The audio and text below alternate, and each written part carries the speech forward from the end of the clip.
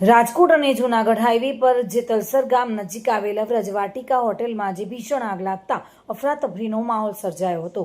જોકે સદનસીબે આ ઘટનામાં કોઈ જાનહાનિ થઈ નથી, પરંતુ લાખો રૂપિયાનું નુકસાન થયાનો અંદાજ છે।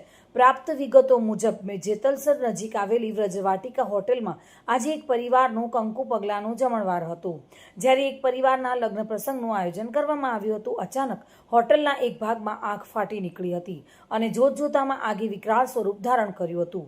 ધુમાડાના ગોટે ગોટા દૂર દૂર સુધી જોવા મળી રહ્યા હતા। આગ લાગતાની સાથે જ હોટેલમાં હાજર લોકોમાં ભારે દોડભાગ મચી ગઈ હતી। આગમાં હોટેલનું વોશ સ્ટ્રક્ચર સંપૂર્ણપણે બળીને ખાખ થઈ ગયું હતું। આગના કારણે હોટેલને લાખો રૂપિયાનું નુકસાન થયું હોવાનું પ્રાથમિક તપાસમાં સામે આવી રહ્યું છે। ઘટનાની જાણ થતાની સાથે જ જેતપુર નવાગઢ નગરપાલિકાના ફાયર ફાઇટરો તાત્કાલિક ઘટના સ્થળે દોડી આવ્યા હતા। ફાયર બ્રિગેડની ટીમે પાણીનો મારો ચલાવી આગ પર કાબૂ મેળવવાના પ્રયાસો શરૂ કર્યા હતા।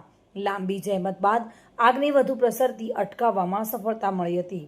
જોકે હાલ આગ લાગવાનું ચોક્કસ કારણ અકબંધ છે।